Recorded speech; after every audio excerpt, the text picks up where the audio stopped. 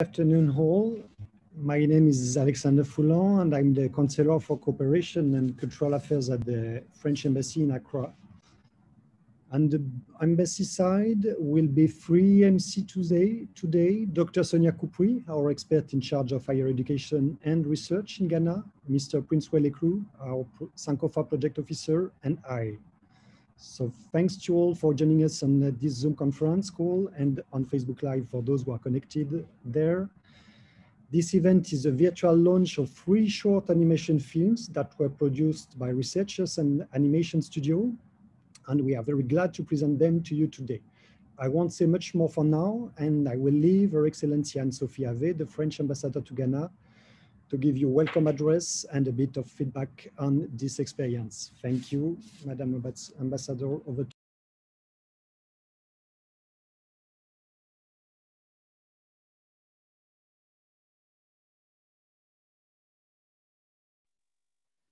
you. Okay. I hope you can hear me because the sound is very bad for me. Okay, thank you so very much. Thank you. So I'm happy, in spite of the pandemic, we managed to have the launch today, and amazingly today is also the African World Heritage Day. So it does make sense that we are hosting it today. So it is my honor to officially premiere this animation, the first airing of the animation films that were produced under the framework of the Sankofa project. The Sankofa project is a project that we launched like a year ago and is supporting higher education and research in the areas of heritage and tourism in Ghana.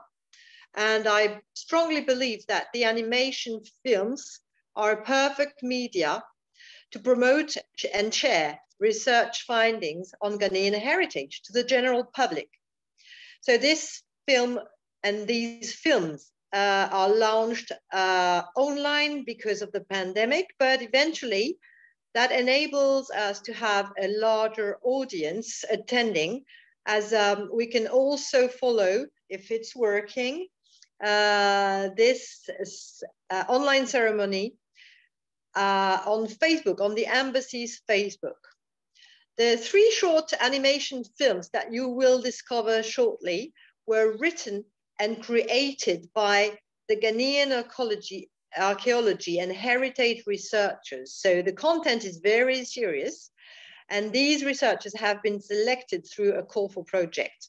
The films were then produced in collaboration with 2 Ghanaian animation studios, and that is Indigen X and Animax FYB, and a French animated series, Past and Curious. I know they're following us at the moment. And after this launch, those films will be aired on different TV channels in Ghana for a whole month. The 2 studios, the Ghanaian studios we've been working with, have also, we bet on the best because they have also been selected for the Annecy Animation Film Festival competition, and that's the biggest animation film festival in the world, and that's hosted every year in Annecy in France. And if you don't know where Annecy is, I suggest you take a map. It is rather to the east and rather to the north, and there's a beautiful lake out there.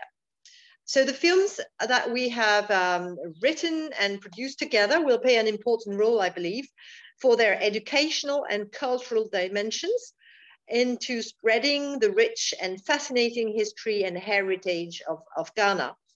The translation is into 8 Ghanaian languages, so namely English, French, which we already call a Ghanaian languages.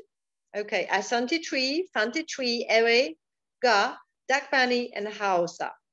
And that will make it easy for the larger Ghanaian audience to watch, access, and enjoy.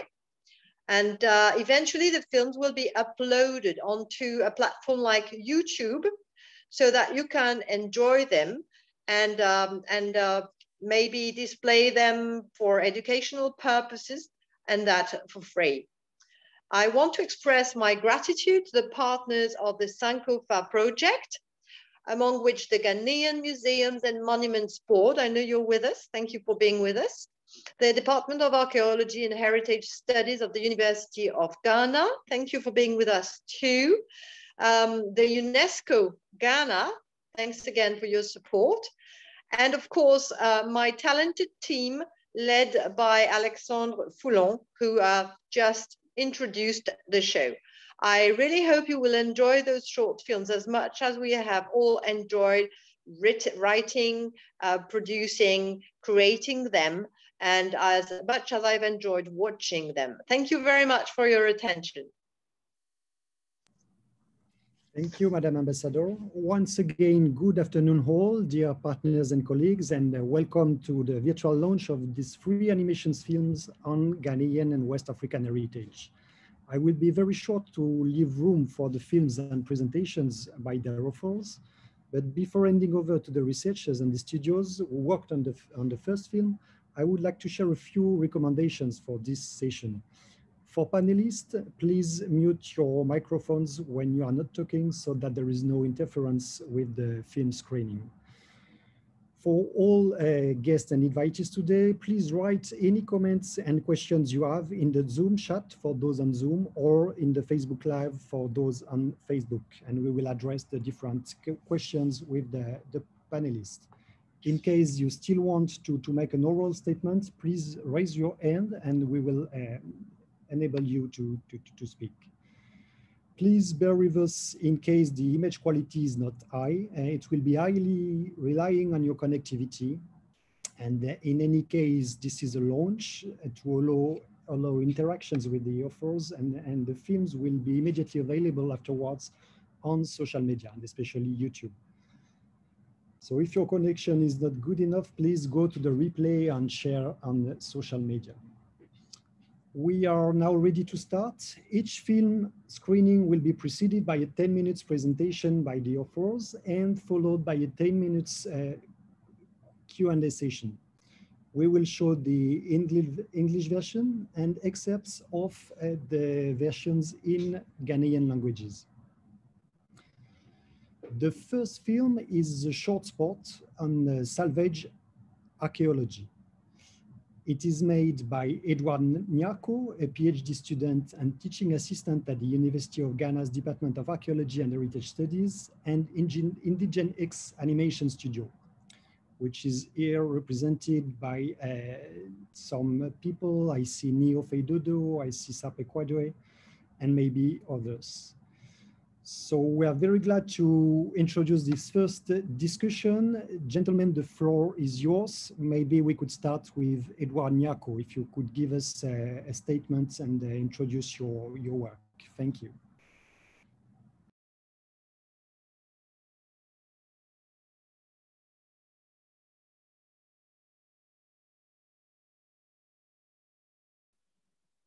Thank you very much, Mr. Alexandre Foulon, for that. I think we are all excited and we can't wait to actually have... Yeah, my name is Edward Nyako. Okay. We have from the Department of Archaeology and Heritage.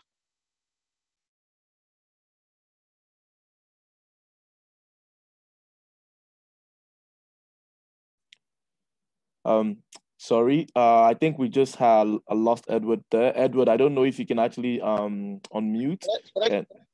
Okay, Edward, I think the floor is yours now. Please carry on. You were introducing yourself. Yeah, my name is Edward Nyako from the Department of Archaeology and Heritage Studies. I'm assistant lecturer and a PhD student as well. Is that okay for the introduction? Yes, very well. Thank you very much, Edward. Also, can you please just give us a little brief about how, where the idea came from in terms of where you got this idea, since you are the creator of the movie and the brain behind it. Can you just take us through, just like about a minute or two quickly, tell us what made you actually think of this idea? Okay, so as an archaeologist, I visited a number of sites, and most of the sites that I had visited were either disturbed or had been looted by people who were looking for these artifacts for their aesthetic values. So it dawned on me that what could be done about this situation? There was the need for us to rescue this situation. So at the 2017 WA conference, that is the West African Archaeology Association, I intended to present a paper, and the title of the paper was "Carest Thou Not That We Perish." That is the clarion voice of the artifacts. And so that is where the idea originated. But I wanted to do an animation then, but I didn't have anywhere to do it. So I had to put it on hold and just presented the text. So later when the Sankofa project came, I said, well, there's a good platform for me to sell out this idea of rescuing or salvaging our cultural resources. So I decided to piece it together.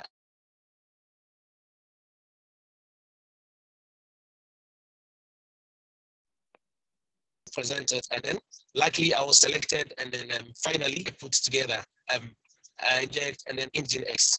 So that is how the whole idea came about. Thank you very much, Edward. I think that was a very good introduction. Thank you. I think Indigent X, if you're here with us, Sape or Nidodu, if you're here with us and you can hear us, can you give us a yes? Thank you, Nidodu. I see your hand up.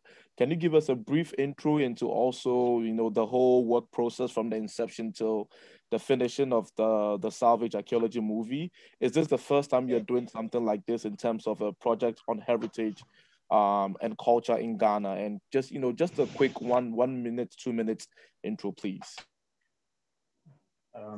Hi, I'm Neofer Dodu, co-founder of Indigent X and Indigent Bros. I'm the lead 2D animator and general manager for Indigent X. My partners and myself believe strongly in the African identity, and that feeds into our work at the animation studio. We pride ourselves as griots, and we believe we have a duty to preserve and educate our people and the world of our rich African culture.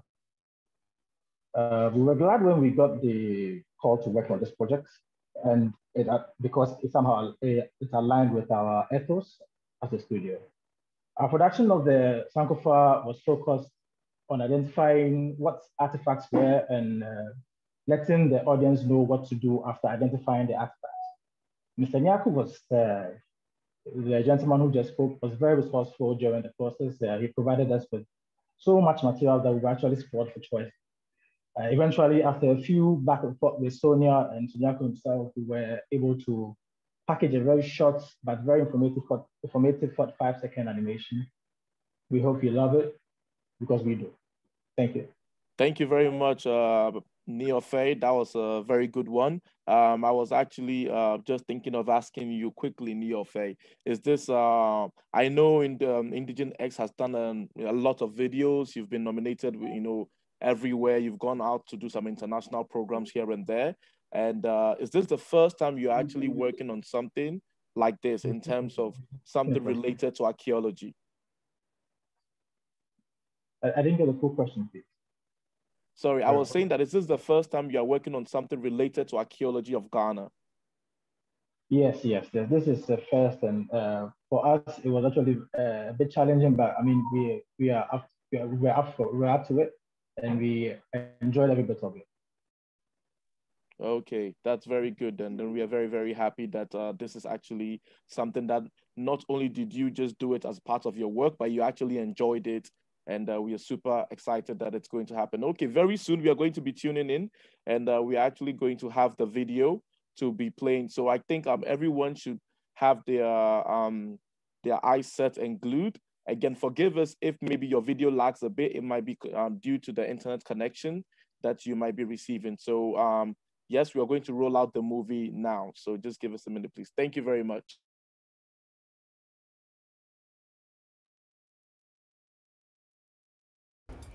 In Ghana today, we work hard to grow and become a prosperous nation. However, as descendants of our ancestors, it is upon us to preserve their knowledge and customs so that it is not forgotten and lost. Symbolic artifacts and all forms of archaeological remains teach us about our ancestors' way of life and about who we are as a people. In protecting our past, we safeguard our future. Do the right thing by reporting to the appropriate authorities if you discover any archaeological remains. Stop and report to the Ghana Museum and Monument Board on 0243 459659.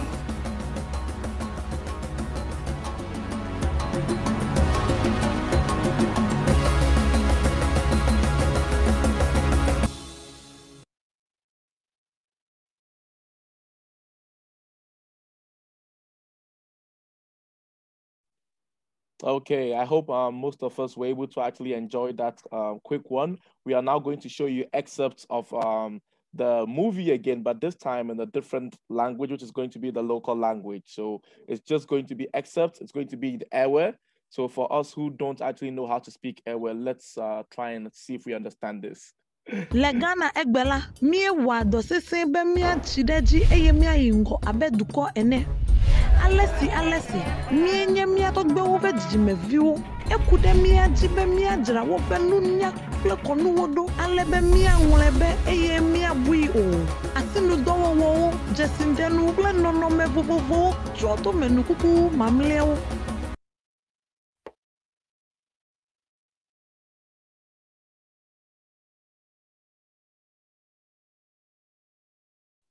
Okay, thank you very much. I hope all of us were able to actually have a view of that.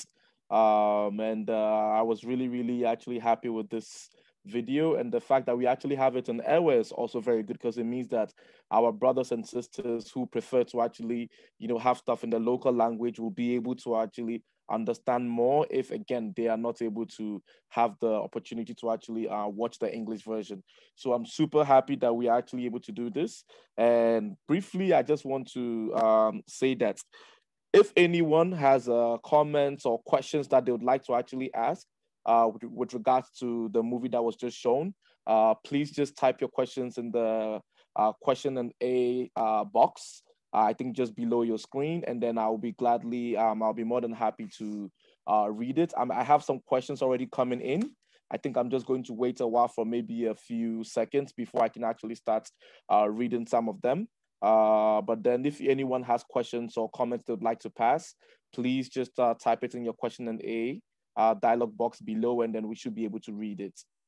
Okay. Actually, I think I'll just go straight forward. I have a question here, and it's coming from someone says that they heard about the Sankofa project, and they would like to know, was this part of the Sankofa call for contributions, or was this something that we just thought out of the blue? Maybe I think I'll leave this to maybe everyone to think about for a few seconds before I answer the question, or maybe if I have someone in the audience who would like to actually answer. Victoria, I think that you might want to answer that for me. Would you? Yes, Principal, I can answer that for you.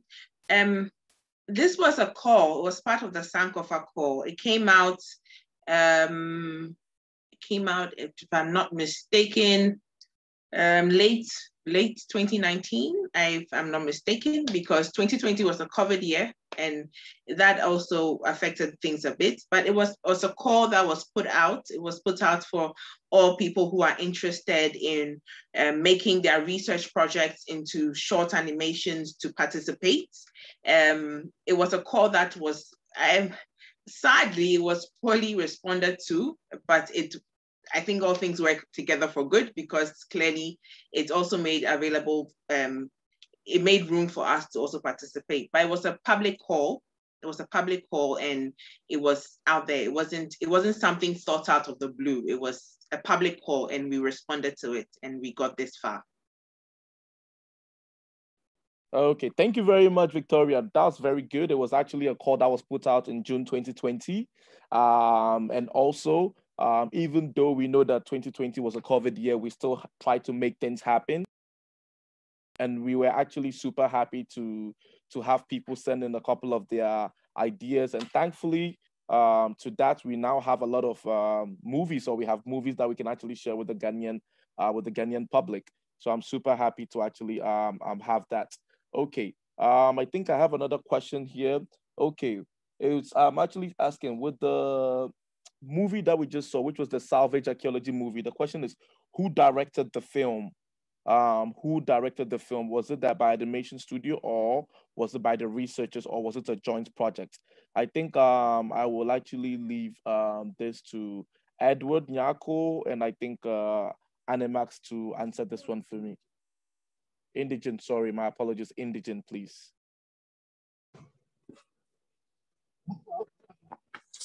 Yeah, I think I would want to respond to this quickly. It was a joint project, because like Indigent X rightly said, they had done nothing about archaeology, but they have the expertise in terms of, doing these animations. So once it was a back and forth. They did drafts. They brought the drafts. We also added our input together with the Sankofa project itself, and then the researcher, and then the studio. So basically, it was a joint project. Thank you very much, Edward. Thank you very much. And I believe that it was a joint project, and hopefully it's not going to be the last joint project that we actually run, and maybe there'll be more future collaborations on stuff like this. So we are very glad. Okay, I think that basically what I'm going to do is I'm going to give each person just a few seconds to give. When I say each person, I mean the people who actually worked on the project, a few seconds for them to actually give their last comments on the movie and what you would like to actually say. Are you happy that you're giving this movie out to the people of Ghana? And so I think, Edward, I'll start with you since you just finished. And then from there, I'll move it to Indigent X before we move on to the next movie, please. Okay. I would say I'm very happy and excited. We've been able to come out with this movie, because for me, protecting our cultural heritage is very, very crucial and very, very important to us. Because once we know our past, then as a people, we know where we are going. And once we destroy our past, then it means we are destroying our future as well. So for me, I'm happy and excited. This has come out there as a form of sensitization to the general public to create the awareness. Even the fact that archaeology exists, and there is another body called the Ghana Museums and Monuments Board, who are supposed to be the custodians of all these cultural resources. So for me, I'm happy. It's a good start as well. Well, thank you very much. Thank you very much, Edward. Again, as I said before, I would say that I hope that this is not just the first and the last, but then this is going to be an opening for new projects and new archaeology animations to come to also sensitize the people and let everybody know that we have very interesting things out there. Okay, I think I'll pass the mic now to Indigent X, please. Either Sape or Nidodu. If you're here with us, kindly give us your last words. Are you happy with the movie? Was it what you were expecting? And yes, please, just give us your last words before we move on to the next movie, please.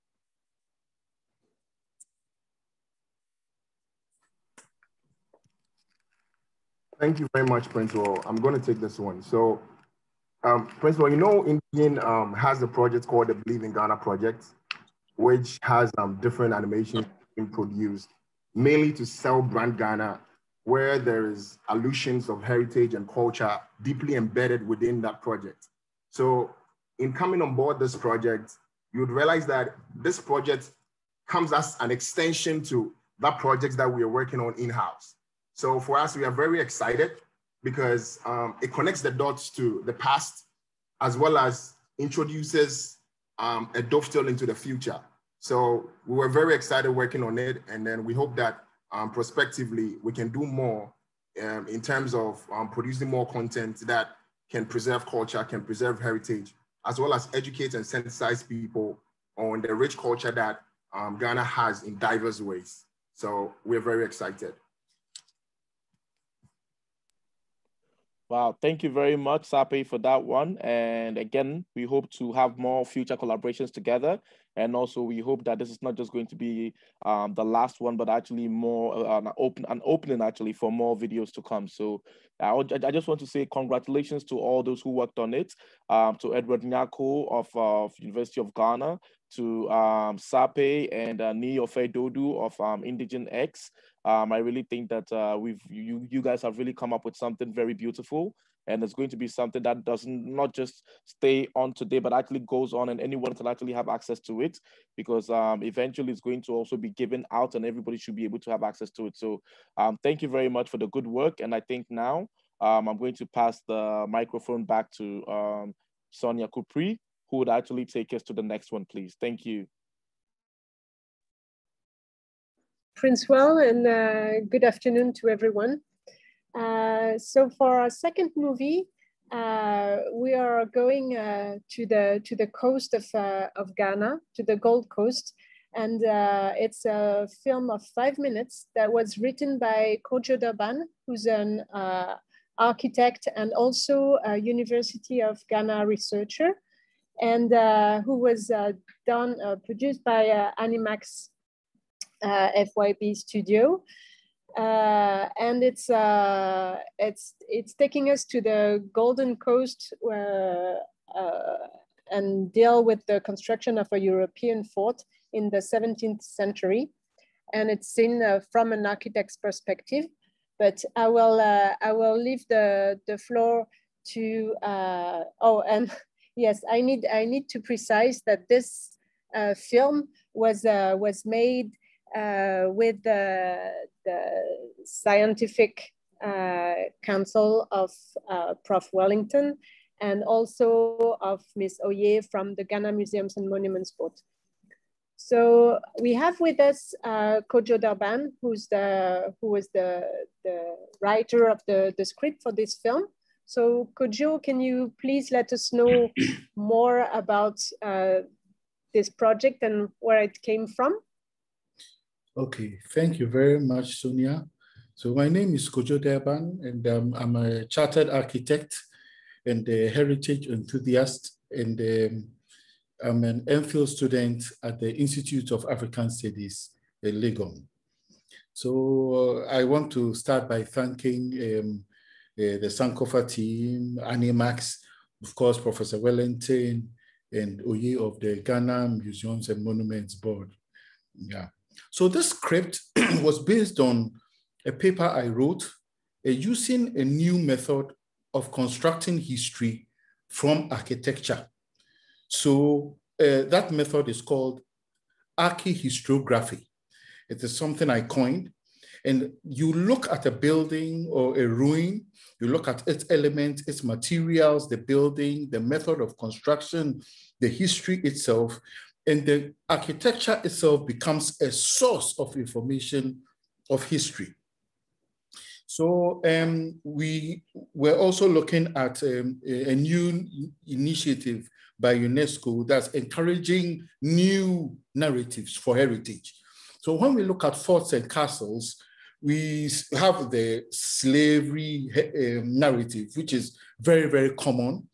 We have colonial governance, we have social relations, talking about mulattoes, we have trade, we have ships and navigations, and we have construction.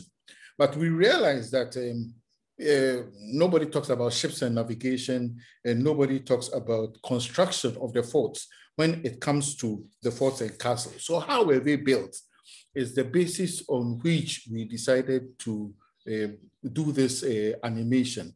And then thirdly, we also wanted to break it down for children. When there is an initiative for heritage, it must start from somewhere where it's basic so that children can grow their interests in heritage matters. So the methods are simple, it is clear, and it offers easy ways to learn about different things. So when we look at in the animation, the research and the script, we learn about the type of forts they are, and the Fort Amsterdam has a star-shaped fort. We learn about the collaboration of labor, We learn about the organization of labor and that the gender divisions in labor. We learn about the stonemasonry. We learn about the quarry diggers. We learn about many things on construction. We learn about materials and tools. And we even learn about how the materials were carried from Europe on ships to West Africa. And then, of course, we added a bit on slavery itself because we wanted to contextualize the building of the castle.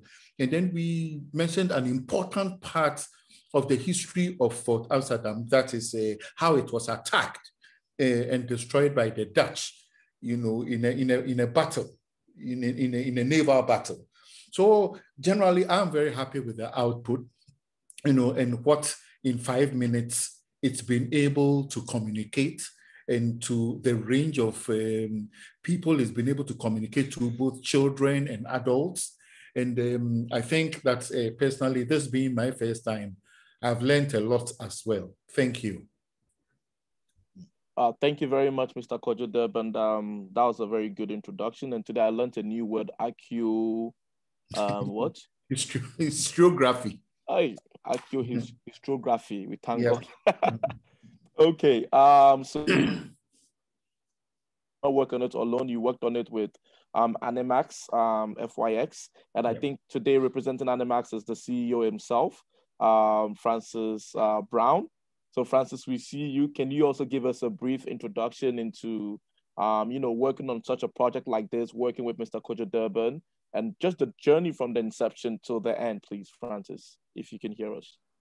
Yes, I can hear you. Good afternoon to you all. Thank you for having us here. And yes, so first of all, when we were called to work on this particular project, pardon my manners. My name is Francis Y. Brown. I'm the CEO and also the creative director at Animax FYB Studios. Animax FYB Studios is Ghana's premium animation hub, which produce content in 2D, 3D animation, and visual effects. So to talk about this project, I was so happy when the embassy, Sonia and Alexander, approached us and to tell us about the concept and what you're trying to produce. I was happy in the first place as a fisherman. If I say a fisherman, forget about this suit I'm wearing, yeah? I'm a fisherman now. I'm from the coastal lines, and the forts and castles have always amazed me. Like anytime I go into such spaces, I get a feeling of, I get all sorts of feelings, like how did this particular building come into existence? So I was happy to work on this project with my team. To go through the brief, initially we were supposed to produce about 3 minutes animation. And from the kind of script that came out, it went overboard. It went to like 5 minutes. And the team, Alexander, Sonia, Kojo Durban, they were all trying to cut down the script to come down to fit 3 minutes. And I was like, no, let's keep it at 5 because the story is beautiful. And we don't need to cut it down. If we are doing that, it means that we are going to lose some information, and we might not hit the mark. So in the process of doing it, it was beautiful because Kojo was a very collaborative supervisor and a researcher. He gave us a lot of information, materials to work with. He was always communicating. We were always communicating with him as well. And also on the other side with Sonia and team. And yeah, we came out with something that I think everybody will love and learn a lot from, because myself, I think I've lived a lot of my life in the 17th century. A lot of research have been done in that field. So anytime any subject from that century comes up, I feel fascinated, and I like to learn more about it. So yeah, I'll leave it for the audience to watch it and tell us how you feel about our film. Thank you. Okay, thank you very much, Francis. I'm super happy that it was also a journey for you, and you being a fisherman coming from the coast, actually working on a project like this. I think that that must have been it must have given you memories of when you were also a kid, and I think that, like Kojo said, this is also something that we are also doing so that it can appeal to kids and to children, so that they can actually learn through cartoon and imagery about their heritage and their past. So I think that it's a really big deal, and I think we all need to give ourselves a good pat on the back for actually having you one of the best movie animation movie studios, obviously with also Indigen X, working on such a project with us. I think that we've all done very well, and I think kudos to all of you guys out there. Thank you. I think that what I would say is I'll go back to Mr. Kojo Durban actually, and ask him one quick question. I think I have a question for Mr. Kojo Durban. Mr. Kojo Durban, are you here with me? Yes, please. Okay. Mr. Kojo Durban, quick one. I know that today is African World Heritage Day, but also someone told me today is your birthday. How do you feel? Having such a movie being launched on your birthday. Can you say something to us, please? Oh, thank you very much. What a surprise. What a surprise. Okay. Oh, thank you very much. Anyway, that's the highlight of the birthday for me. It's like a party for myself. Thank you very much. Well, we are very glad, and happy birthday again, Mr. Kojo Durban. And I hope that as we show your movie, you're going to be very happy. And also the people that will be lucky enough to actually watch this movie with us will also actually know that, we are not just doing this for the sake of doing it, but we're also trying to pass on a certain information out there for people to actually cherish where we are, where they come from, and also their heritage. So I'll quickly move on to the movie, and stay tuned. Get glued, and let's hope that we enjoy it like we enjoyed the first one. Thank you, guys.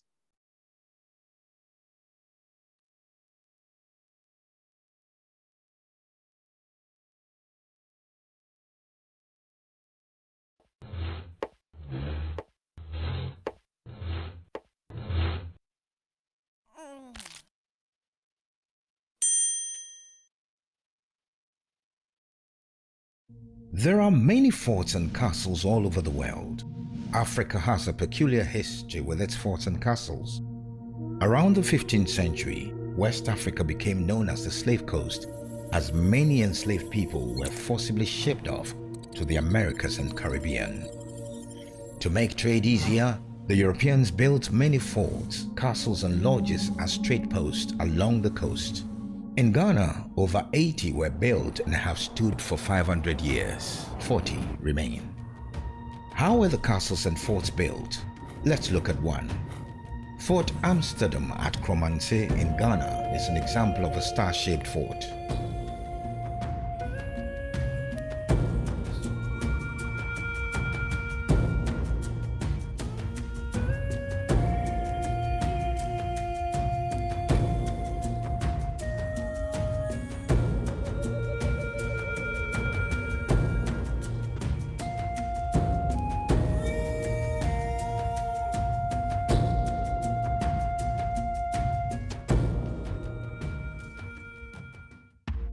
One fateful day, a large ship flying the English flag headed towards the shores of Kromanse.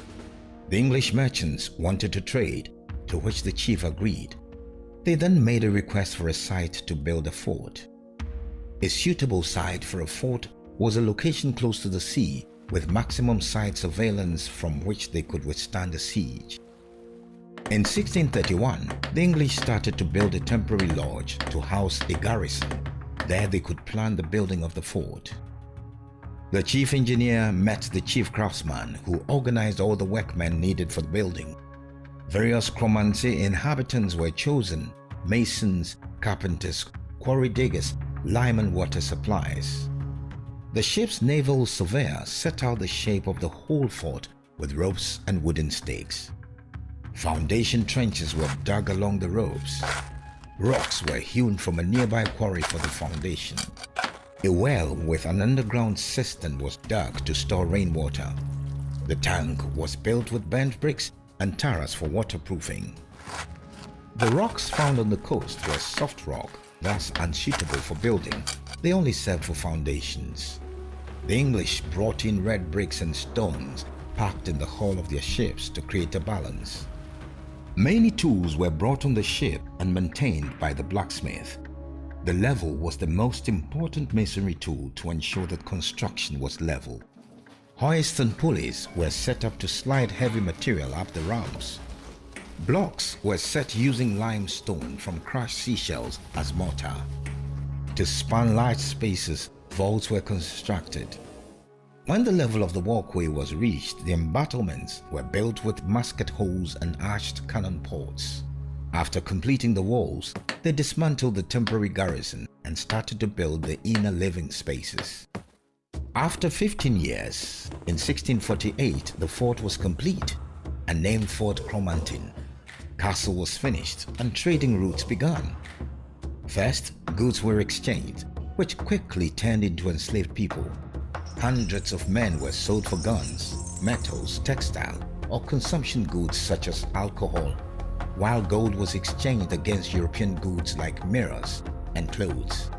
The enslaved people were taken onto ships across the Atlantic Ocean in very deplorable conditions to work on plantations in the Americas and Caribbean islands. Shortly after the English had finished building Fort Cromartin in 1665, it was attacked by the Dutch man-of-war ship with 48 cannons. The Dutch took over the fort and named it Fort Amsterdam. The Dutch made repairs in extension using yellow brick. They occupied the fort for 200 years before it was heavily attacked by the people of Anamabo in 1811 in revenge for attack on the English, who were their longtime allies. Today, Fort Amsterdam lies in ruins. It forms part of the 28 forts and castles on the UNESCO World Heritage List under the management of the Ghana Museums and Monuments Board.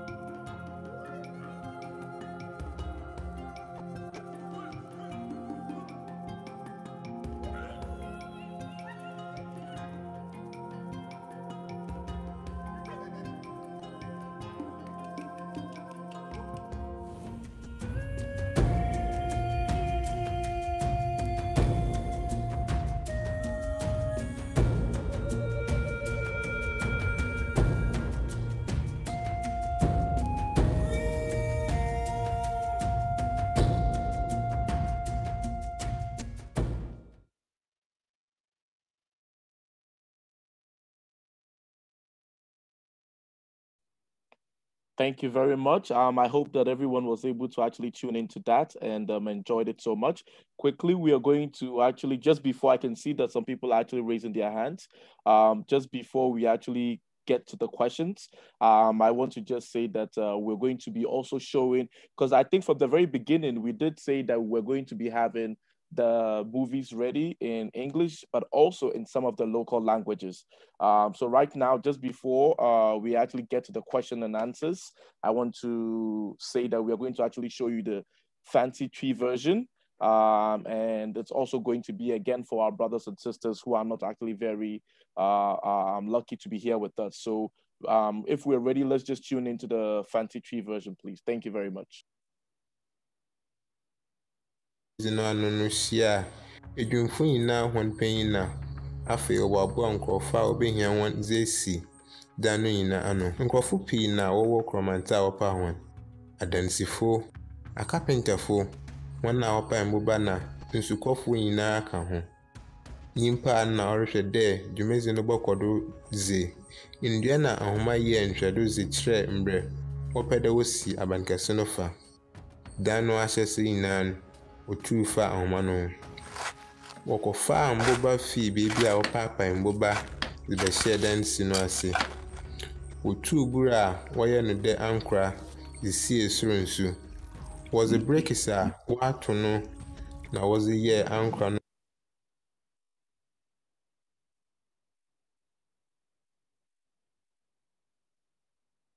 Okay, I think that we were all able to see that. I can see Kojo Durban smiling a bit. Yes, I think that, well, I'm going to leave it to you, Kojo Durban. Do you have something to say to us first? And then I'll pass it to Francis before we actually go to the question and answers. Yes, so, well, This is the first time I'm looking at this, for some time. I haven't seen it for some time. So, seeing it all play together like this, it's very, very, very exciting. Now I can see all the details, that came out well. Thank you. Thank you very much, Mr. Durban. I think that it must have been such a I don't know, it must have been such a journey to get it here again from when you just actually thought of the idea, when you applied to the call for contributions. I think that, sometimes when we apply to stuff like this, we think that we're just applying and nothing might come out of this. And a few months later, here we are with actually a film on your idea. And not only is it just in English, it's actually in French. And it's also in 4 or 5 different other Ghanaian languages, which means that, and then as Mr. Alexander Fuller said earlier on, it's going to also be distributed on a couple of the Ghanaian TV channels. So it's literally going to be on air for everyone to actually have a feel of, and also to be able to be a bit educated on the story of the Fort Amsterdam. So I think that it must be very, very exciting for you. Yes, it is. Well, I'm very glad. And I'm going to go to Francis Brown. I see Francis smiling too. That's good. At least everyone is happy. So Francis, tell me, what do you think? And after you give me your first impression, I have a couple of questions that I actually have here that people have sent in for you. So yes. Okay. So we also have our producer on the Zoom. So I think she can be answering some of the questions. I'm happy. You see, I'm even speechless. Like, I'm not able to talk because, the story of slavery has always been told from one perspective or particular lens. So I'm just happy that we've been able to have a very unique way of telling the story of slavery, but not really focusing too much on the barbaric act of human transportation, but the particular building that's held captive of human beings. And this is a fresh way of telling stories and fresh way of educating people. Because a lot of people go into these spaces without really thinking about how it came into existence, but rather the act that went on in that particular edifice. So I'm happy about it. And also when it comes to the side of us being one of the pioneering studios in Africa telling the authentic African story, this means a lot to us because it really fits well in our mission and vision of being authentic storytellers in this kind of form. So yeah, happy. Okay, thank you very much, Francis, for that one. I think, as you said, you have your producer on board, and I think that it's definitely something that we'll be more than happy to also have her speak. I can't see her hand yet, but I think that probably we should be able to have her on board. I have a question for you, actually, Francis. Someone is asking me how many people actually worked on this production, because it looks like a very fine work, beautiful work, obviously. And someone is asking me how many people worked on the project and what was the process like? Can you break it down a bit for us? Was this something that you felt like it was impossible, or was this something that you're like, oh, I love this project, I want to be a part of it, and like, yes, I'm contributing a bit to Ghana's heritage and culture, and it's something that I can't wait to even get done. So just give us a brief about the process, please, before maybe if your producer wants to help you answer to it, she's more than welcome. So the word impossible is actually not in our books at Animax FYB Studios. Everything is possible. Yes. So when it comes to the creative side of production, I think we were about 6 to 8 people, 6 to 8, so 8 creatives actually. And we had the support of Kojo Durban and also the producer. So let's say 10 creatives. That's Mana right there, our producer. And yeah, I don't have any words. Okay, Mana, I think I heard you laughing there. It's good that everyone is laughing because it means that we're on something good. Mana, can you share with us a bit? Also, what was the journey like for you being part of such a project? And was it something that you actually envisaged actually being a part of, or was it something that was like very out of the blue for you, but then you were also like, just elated to be part of the project? Both. My answer to that is both. For me, it was really an interesting experience because as creatives, we deal with a lot of stuff. But like Francis had earlier said, when you think about castles, you see this edifice, you wonder about it, but your thoughts just ends there. You think about what goes into it. So even coming through this process with Kojo and all the knowledge he had to share, it was really amazing.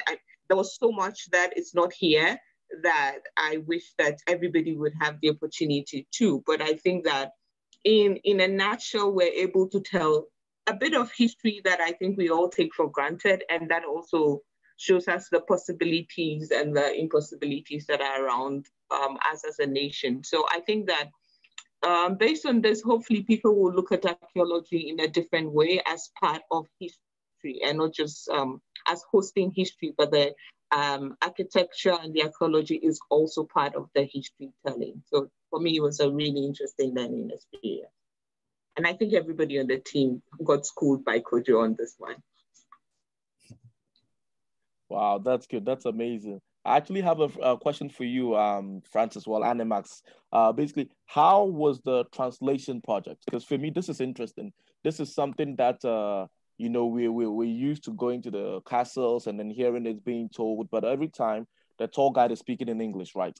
Now, this is an animation movie about the same castles we see, but this time in different languages. We have the Tree, we have the Dangbe, we have the Ga version.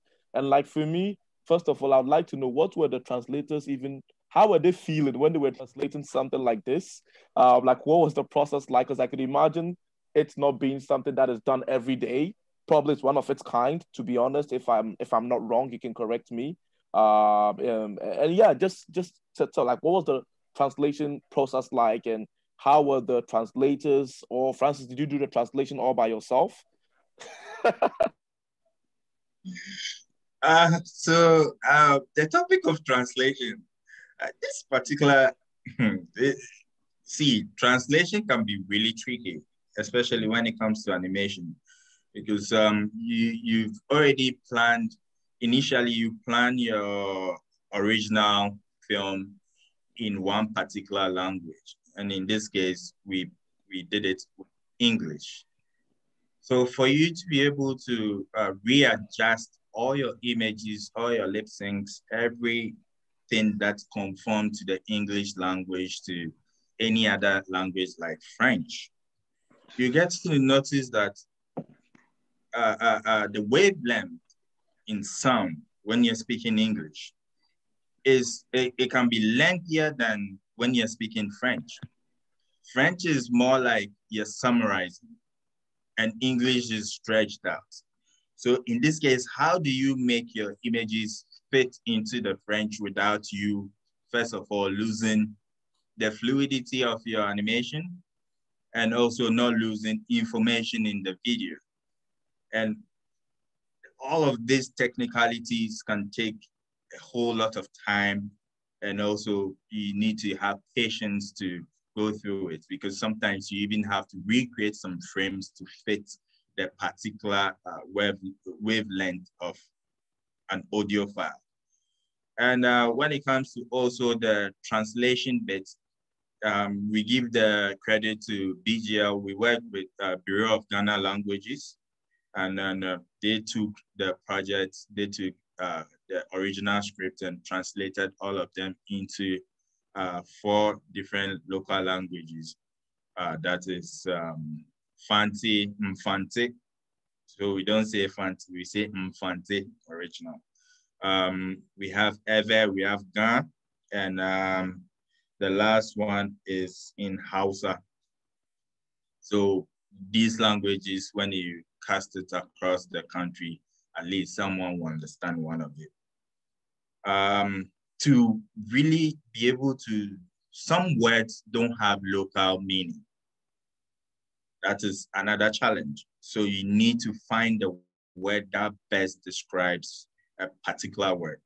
And all of these dynamics can take you way back into your classes, into school, for you to, and as they're doing it to you, you also have to put some level of restriction on how far they can stretch their work to, because you're working within a specific timelines and also specific duration on screen. So all of these back and forth it took time to get it, but at the end of the day, we were able to come through. Yeah. Okay, wow, that's good. That's good.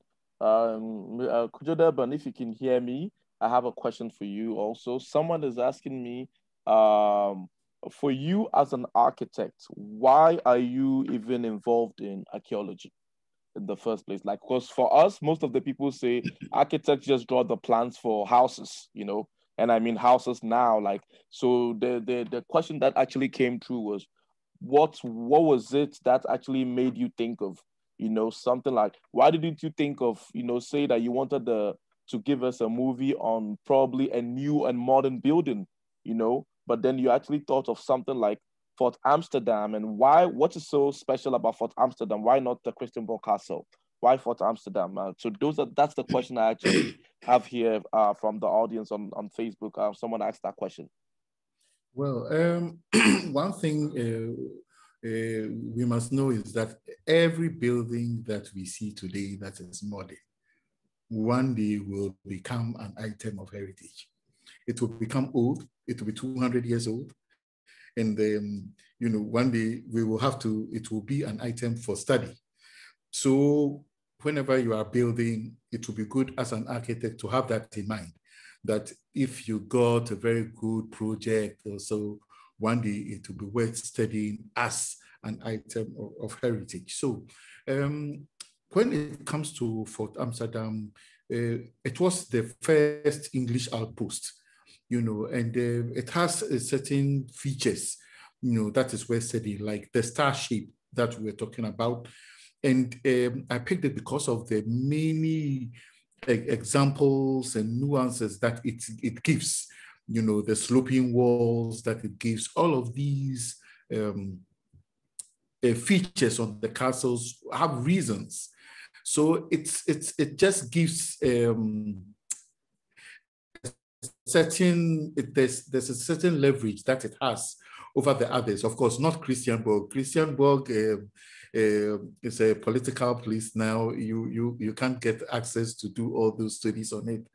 So, but then the easier one is Fort Amsterdam. And then the year before, there was an archaeological dig on it. We went around it and we studied its walls and so on. So it was the natural choice for me. And it's also a ruin, you know, so that I could express, try my new methodology of archaeohistoriography on, you know, it's a ruin. You know, it won't tell you anything until you ask it the question. When you ask the question, you ask the ruins the questions, then they give you the answer, you know, whereas the other forts and castles have answers already. Thank you. Okay. Wow, thank you very much, Kujudeban, on that one. I think we've definitely learned a lot today. I'm going to quickly pass it on to Dr. Sonia Kupri, so she can actually take us give us a small introduction to the next one. Thank you, Princewell. So our third and last film is a film about Bego, which was a market town in from the 11th until the 18th century. And Bego is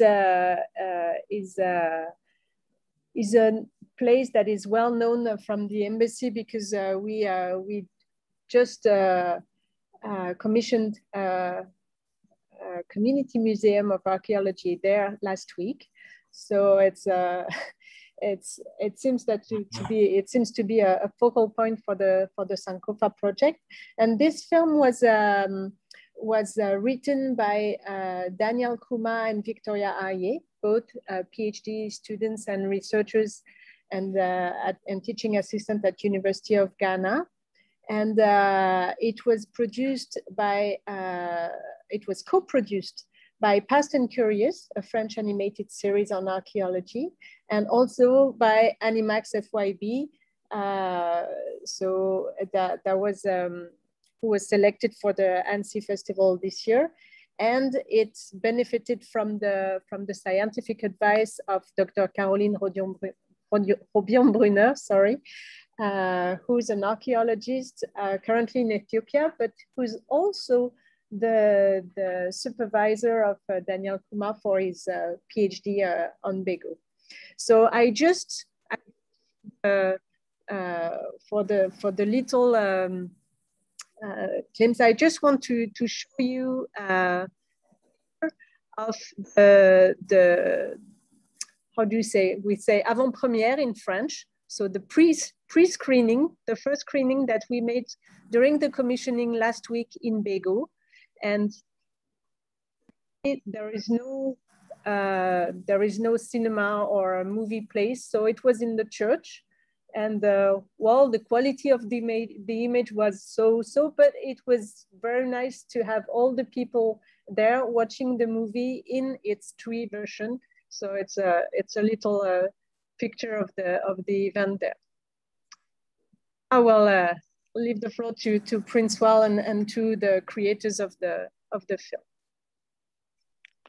Thank you very much, Sonia. Yes, I saw the picture of the church. It looks like there were a lot of people who were interested in watching our movie. I can see Daniel smiling, Francis.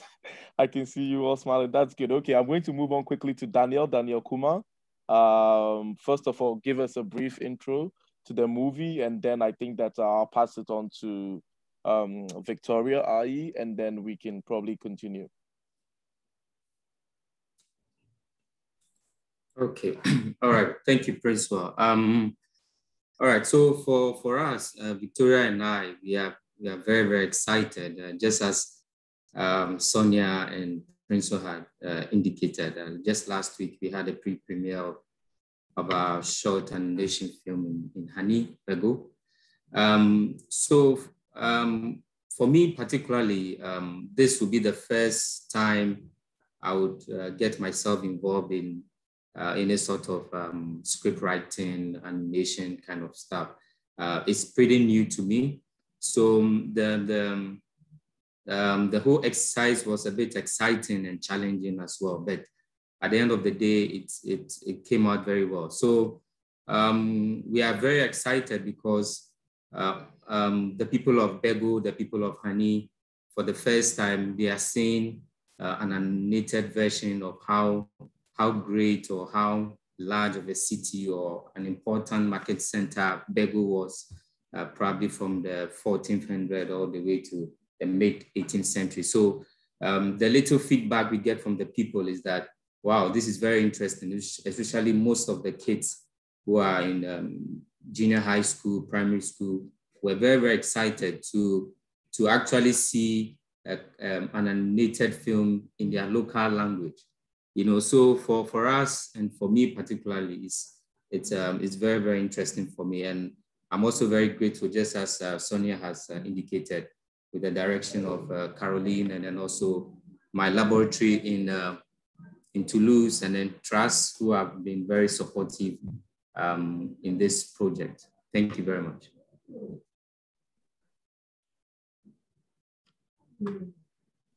Thank you very much, Daniel. Very good introduction. I think I'm going to go to Victoria Aye if she's here with us. Probably I'll give you the microphone for you to also. Well. Yes, I can see you, Victoria, all smiley. Yes, I'm totally thrilled. I can excited. I can see that. So give us a brief introduction. Give us the story, just a brief, and then we'll move on. Okay.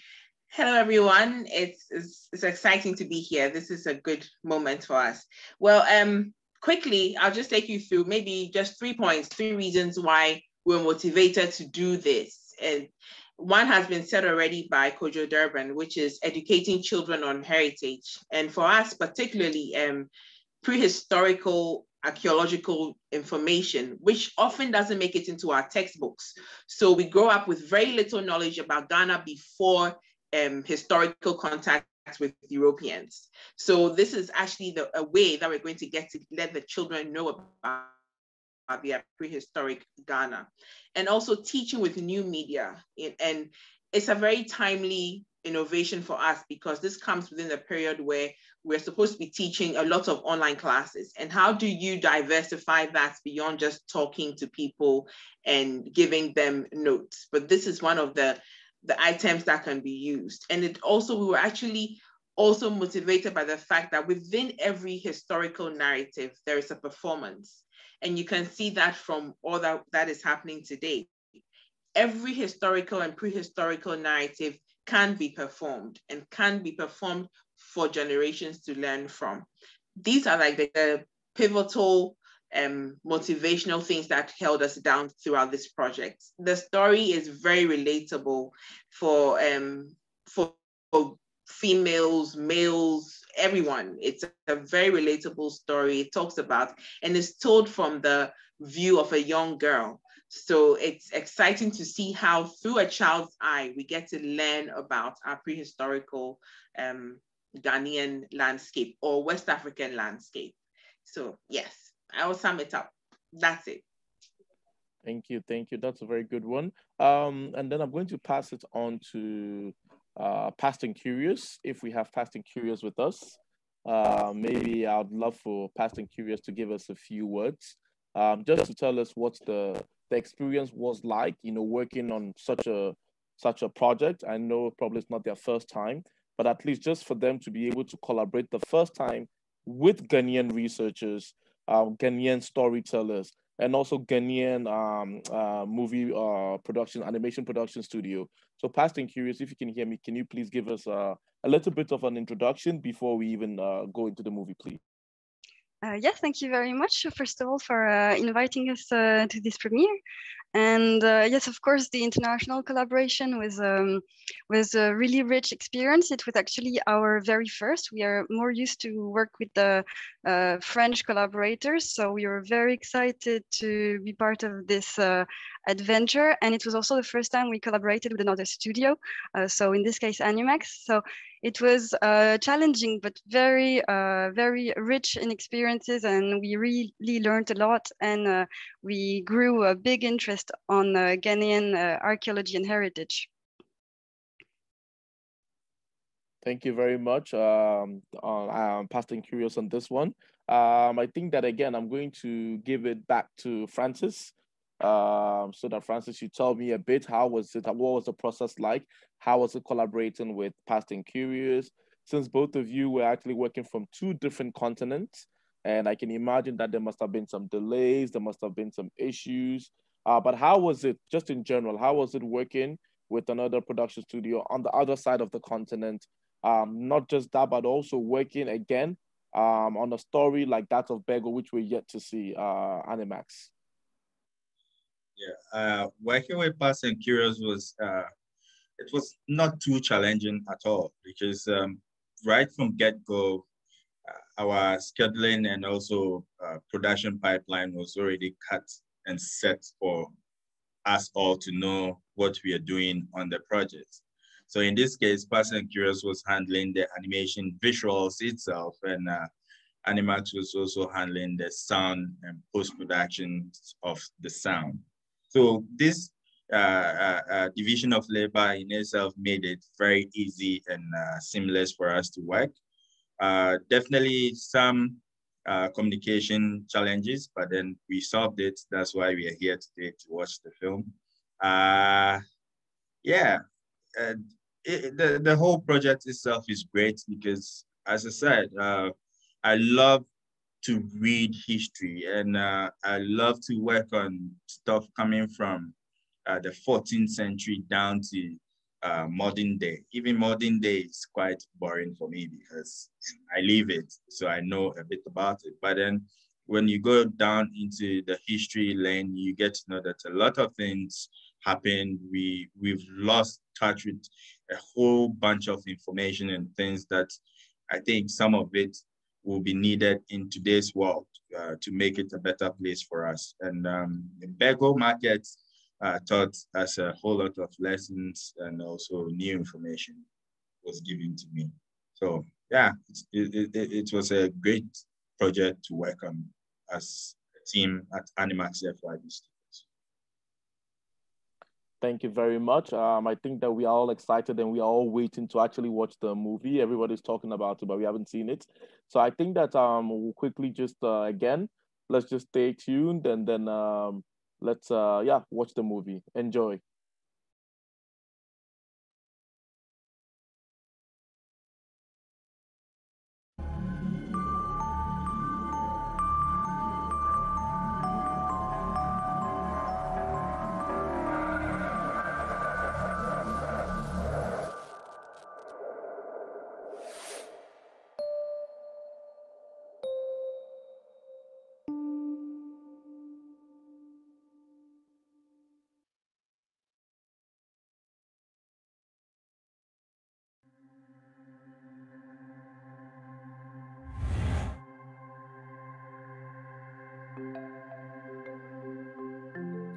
Gather around, my children.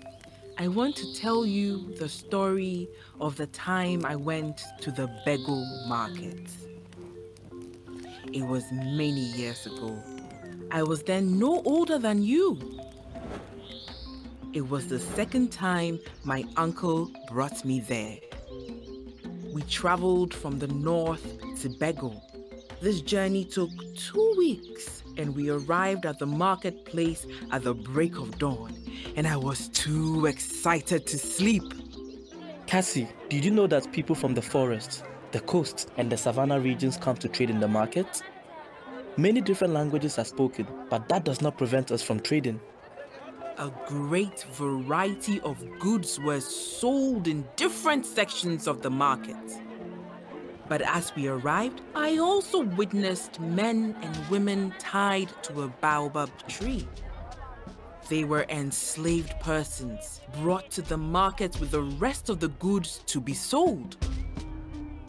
The sound of hammers on anvils told me I had arrived at the Dreamfort Quarter, the Iron Forge section.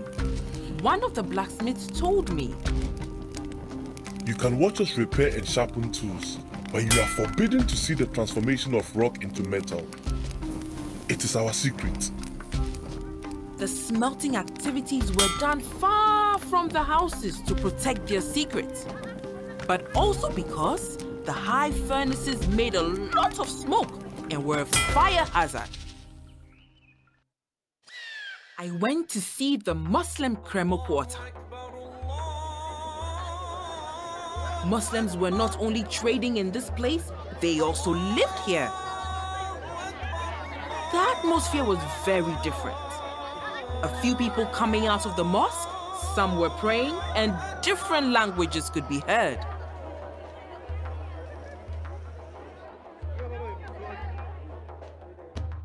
Even the pottery was different here.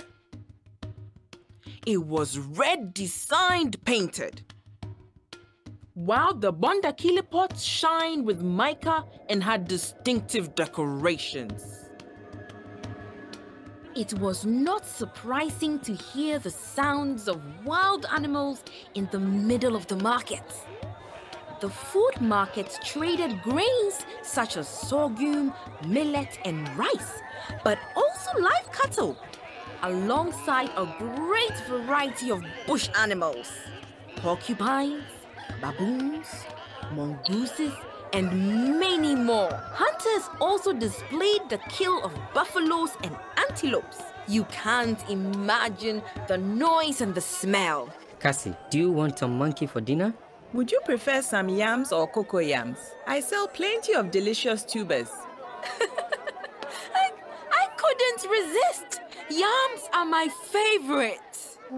Suddenly, I heard ivory trumpets in the distance. They were used to announce the presence of the chief. I rushed to admire him. Make way for the chief. Make way for the Queen Such Mother grace. and the elders. Look at the beautiful carnelian and silica beads the elders are wearing. What a sight to see. They wore traditional Bio clothes, woven and produced in Bego. I followed the royal entourage around the Jabirim quarter. Some of the elders were exchanging commodities for gold. The merchants used brass and ceramic weights of different shapes and scale to measure quantity of gold with great precision. Many traders brought luxurious objects to the Queen Mother in the hope that she would purchase something. She chose an ivory comb, silica beads, and a spindle haul she intended to use for spinning cotton. At the Brong and Kwemu quarters, I saw stalls full of pipes. They were different in shapes and sizes. Some had intricate decorations and designs, while others were plain and simple looking. The artisans and the merchant told me that the large ones are meant for men, while the small ones are for women, and the highly decorated ones are reserved for royals and important personalities. Everyone may afford a pipe. However, not every pipe is affordable. Come sit with us, Cassie. Did you know that smoking has been an important part of people's daily life from the north of Africa to the southern forest regions? Even before tobacco was introduced to Bego, people used to smoke some local leaves called bonto. Can I try? No, smoking is not for children. Grandma, we also want to visit Bego. I have never seen such a big market. Unfortunately, the market doesn't exist anymore.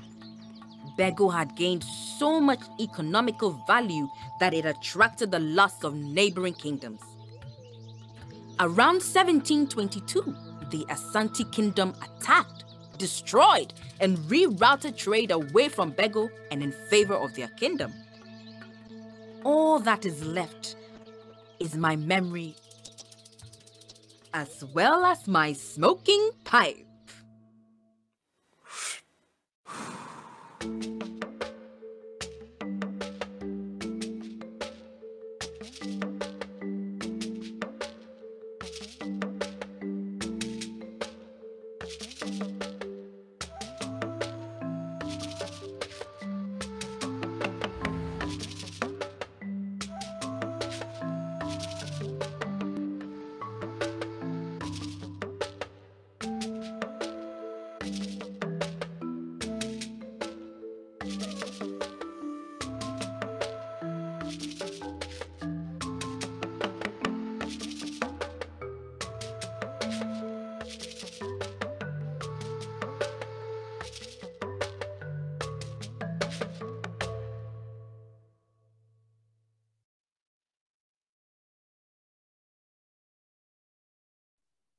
Okay, I think that was a very beautiful one. I saw the way everyone was quiet and just watching very beautifully. Okay, just before we get on to the next actually one, I want to show you the tree version actually of the same movie because as I said, we actually recorded all these movies in English and French, but also in some local languages. So we are going to actually be showing you the excerpts of the tree movie now. And I think that overall, like I'm just wowed by the outcome of it, and I'm just going to, let us move on to the tree version, and I guess we can have a conversation after that. Thank you. Na enye wawa say, wote mu asu wodwa no ififini. Nnuane a wɔtɔn no wɔ dwa no mu bi ne ayuo, atokɔ ne emu. Asaa nso na wɔtɔn anantwi a wɔnwuye ne wuram nam ahodoɔ. Kɔtɔkɔ, kontromfi, kusie ne deɛ ɛkeka ho. Abɔmɔfo da kwan a wɔfa so kum ɛkɔ ne adoa edi. Wɔatumi hunu dede ne nka a ɛwɔ hɔ. Kasi, wɔpɛ ade ayɛ adwane anwummerɛ. Wɔpɛ bayerɛ anaa mankani. Metonuane a yetu ne fam dɛdɛɛdɛ bebree wɔ ha.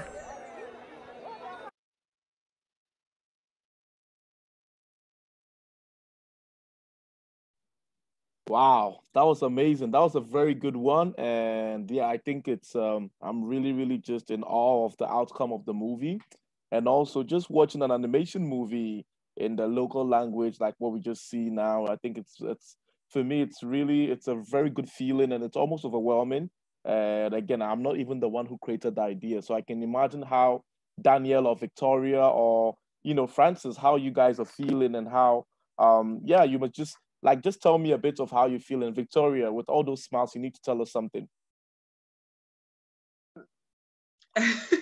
It goes without saying that I am thrilled. I'm completely excited. More because I have a background in performing arts, and it's interesting to see how performances, new media technology, virtual platforms all blend, and archaeology all blend together. And in this short animation, you get to see a representation of all of these.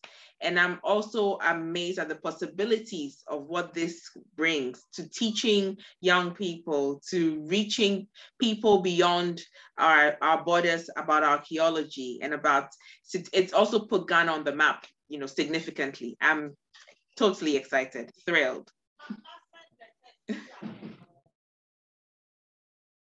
Okay, well, I'm going to pass it on to Daniel. Actually, I want you to also say something briefly. Yeah, just tell me how you feel now that you've seen your movie, and yeah, is there any message you'd actually like to pass on to the people who would be lucky enough to actually see this? Yeah. All right. Okay. So for me, I'm excited because Bego, the site of Bego, as you all know, is the study area for my doctoral research. So, so this particular movie is a way of the people getting to know their own history. So they should be the people who would be able to understand their history, not somebody else telling them in a particular way. And then also, just as Victoria has mentioned, for us in archaeology, where archaeology, most people think archaeology just has to do with excavating graves and burials. But using new media and then film such as these, we have young students who are bringing up ideas, and already some people have shown interest in doing stuff like this. So for us, it's a win-win situation, and we are very excited about that. Thanks.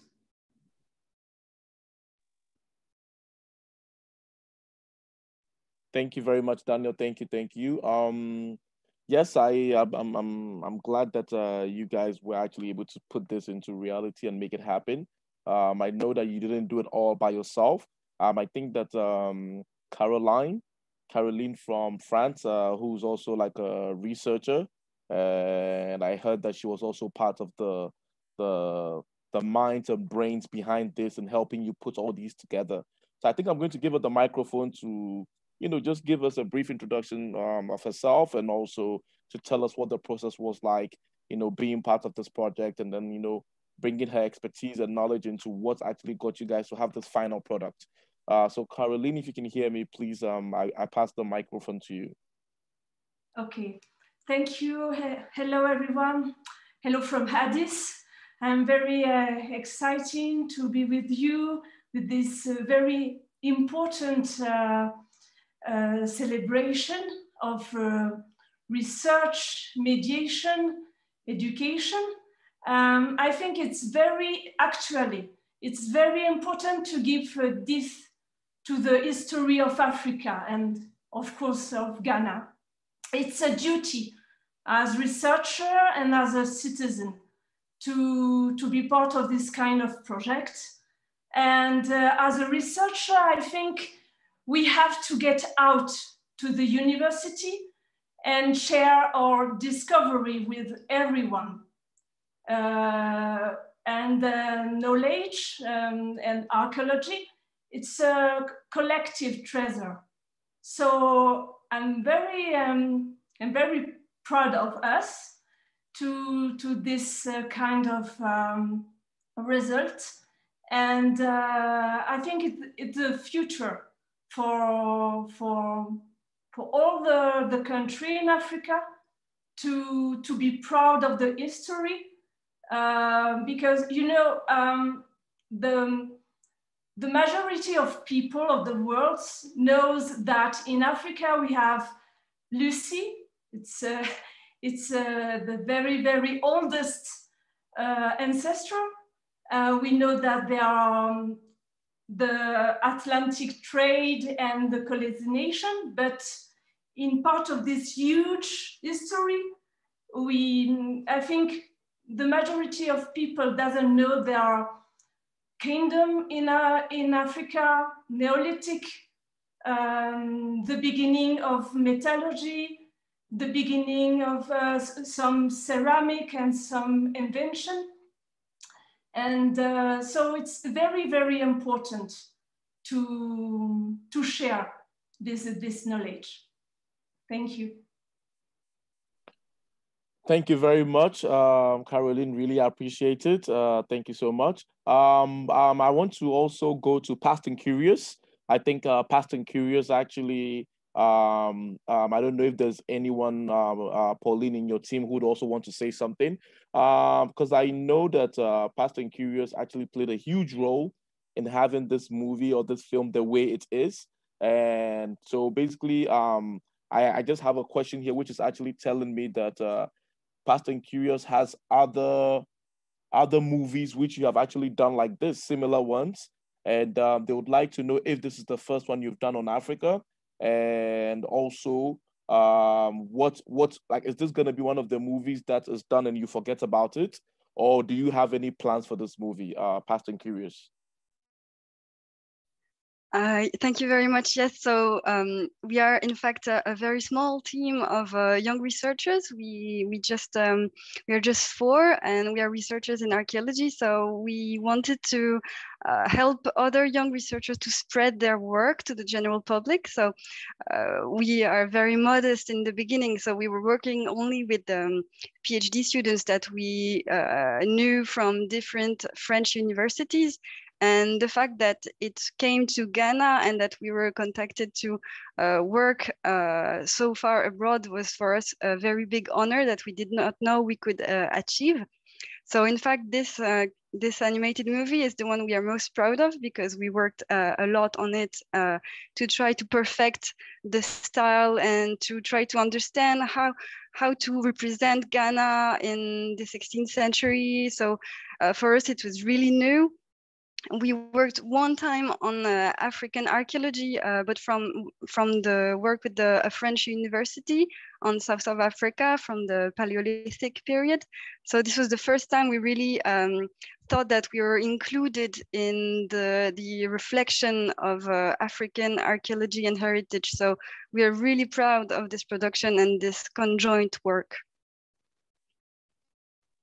Wow, thank you very much. We're very, very happy to have you on board, and we're also happy that this is probably one of the, as you said, one of the most exciting projects you've ever worked on. And obviously, it's a Ghanaian project, so we as Ghanaians are very proud of that. And I think you guys are very lucky to have done something on us, if I can say that. So we are very, very happy. Yes, we're very, very happy. Francis Brown, I think I'll come to you. Is there anything you'd like to say? Any last comments? Because I think I'm just gonna give the floor to you for some last comments before we move on with the program.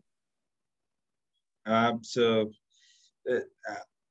I'm happy that we got the opportunity to work on these projects, especially Bego, because I never knew of Bego or even about the market. So getting all this information and even learning about pipes, like the whole story was centered on pipes, but then we used the market to tell the story of smoking pipe. And today, if one should be smoking in a pipe, the person will be looked at in a way, or you might be termed as a deviant of a society. But this was something in the 16th century where it stood for class and dignity when you have a smoking pipe, or if you smoke from a pipe.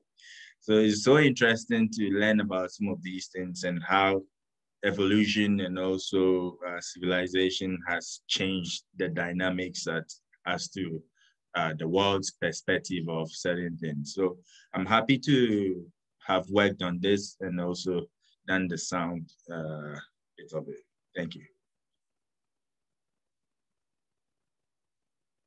Wow, thank you very much, Francis. And I think that, as you said, it's something exciting. It's something that you've always looked forward to. And again, collaborating with a foreign studio probably might not be your first time, or might be your first time, but I'm glad that it's something that actually turned out very well. And we're looking forward to more future projects like this. I always say that when something good happens, we always want to make sure that it keeps happening, and it just doesn't stop there. Oh, sorry, I'm being notified that my video is actually off. Hold on, let me show you my beautiful face. Okay, now I'm back again. Now you can see my beautiful face. So as I was saying, I was just, I'm saying that we're really glad that this is not a first and last, but it's actually going to be a continuous project. And obviously now we've collaborated with Past and Curious. We hope that when they also have other projects, they can also get in touch with us. They can get in touch with Animax, they can get in touch with Indigen, and they can get in touch with all of us so that we can actually put together maybe next time a world project, not just an Ghana project or not just an Africa project, but rather actually like a world project where we can all say, yes, this is something that we're super proud, that this is something that we're happy to work with them on. So yeah, I would say thank you again. I think we all should give ourselves a good pat on the back.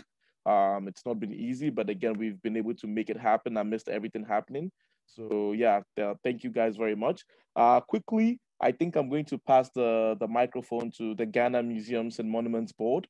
I know that they've actually been tuned in from the very beginning, even though they had a very busy schedule today. If Mr. William in Suban, if he's here with us, I think I will pass the microphone to him quickly for him to just give us a few words, because they also actually knew about this project. They gave us 1 or 2 pieces of advice on this project. And I just want to pass the microphone to him if he's here, please. William.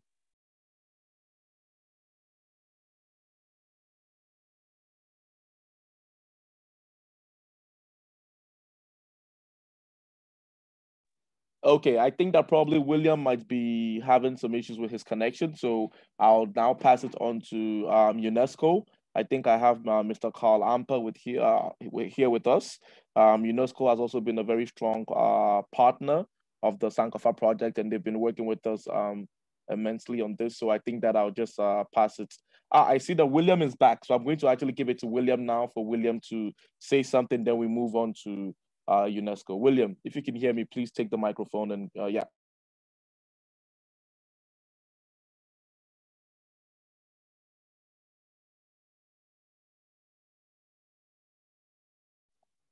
William, I think you're on mute. I don't know if it's your connection, but you're on mute, William. If you can hear us, please let us know.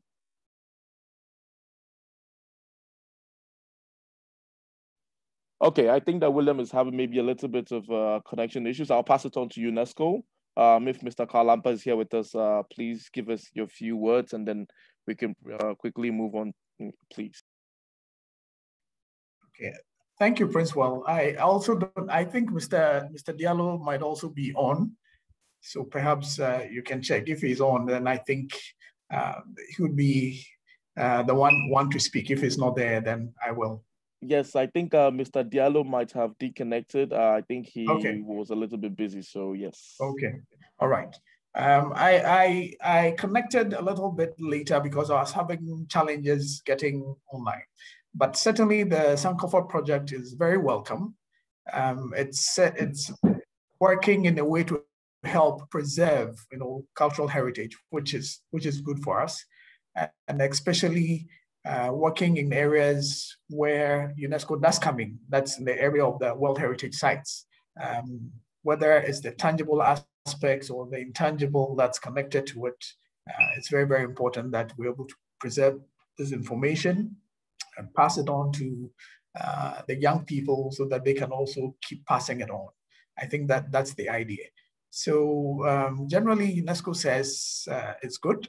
And as you are aware, we're already working with the embassy to have these forts and castles have signages, which is also very welcome because you go to a lot of the places, you don't even know what the buildings are. But if there's a sign telling you that this is the name, there's a little history about it, that is welcome. It gives you information on what the property is all about.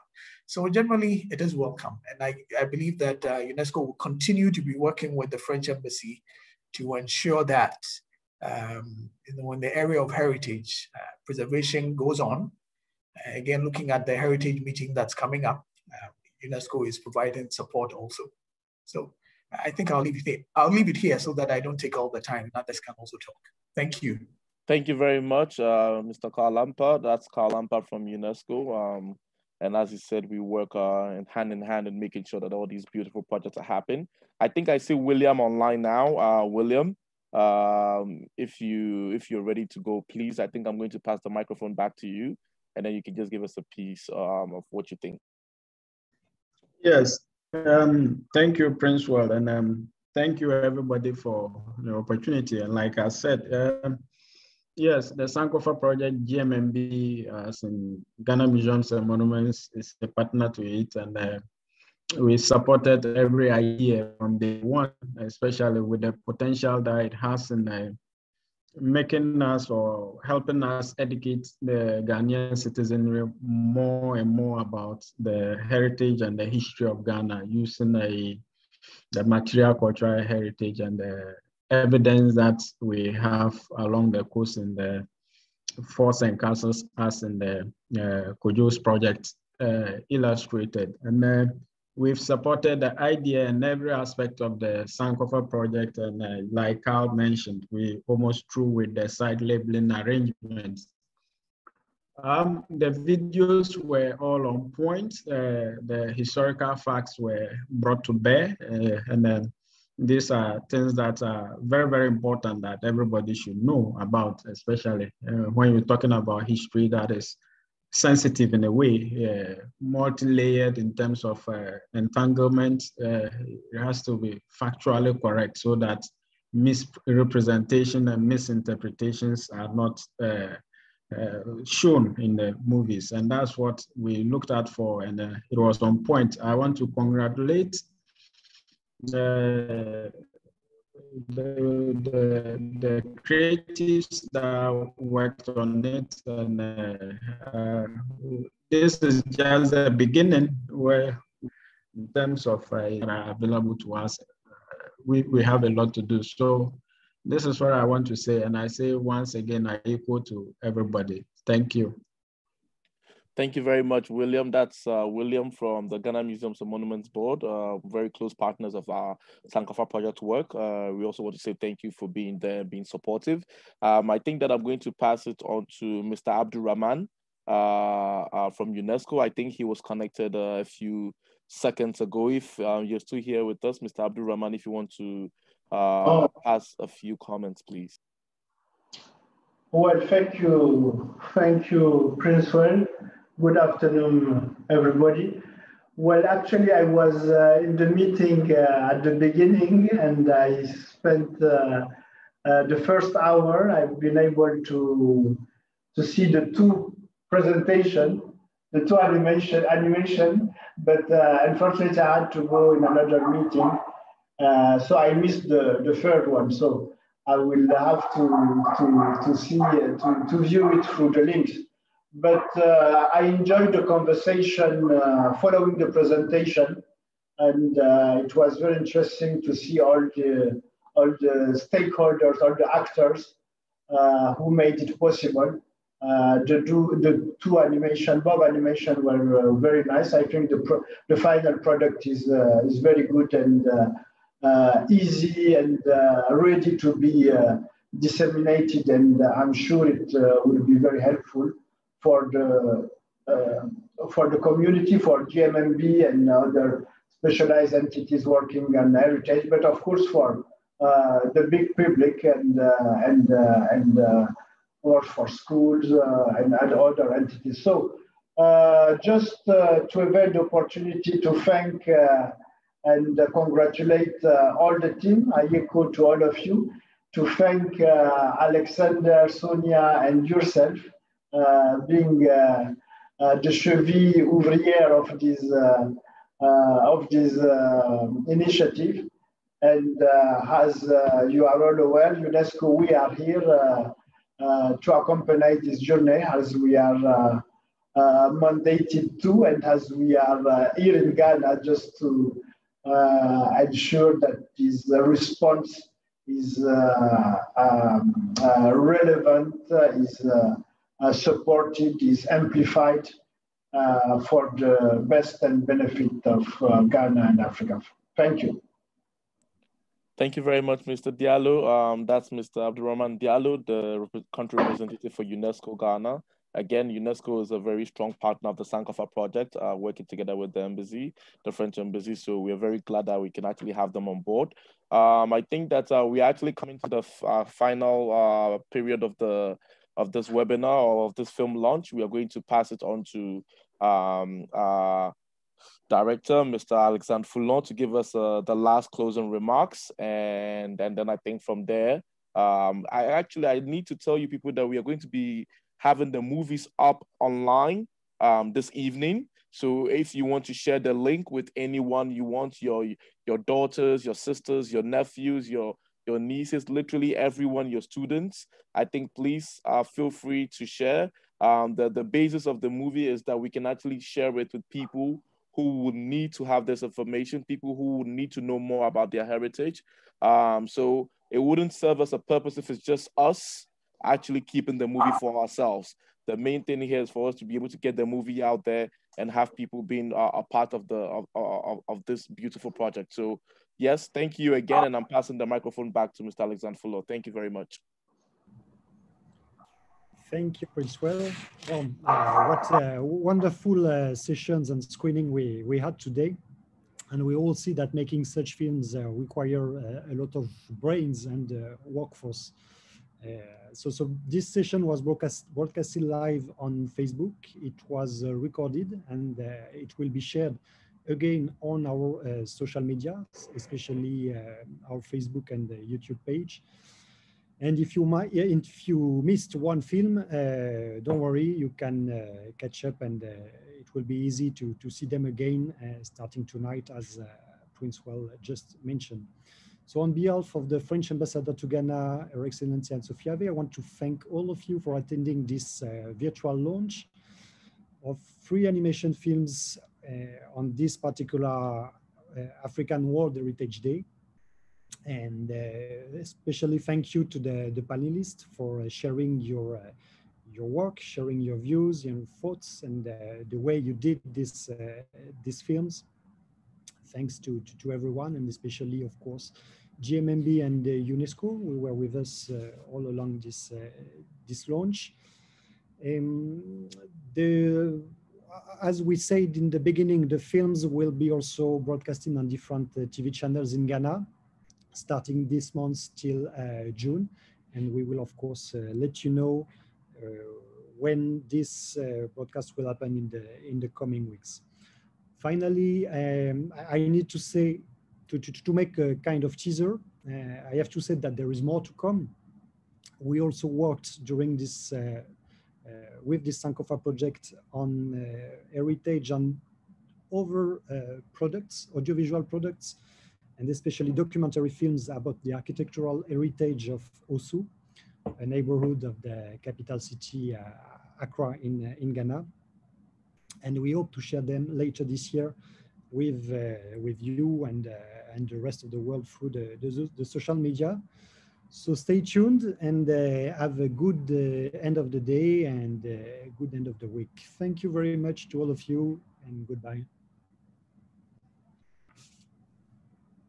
I'll say thank you everyone for joining, and again, big ups to everyone. Thank you again to UNESCO, to GMMB. Thank you to Kojo Durban, Victoria Ayi.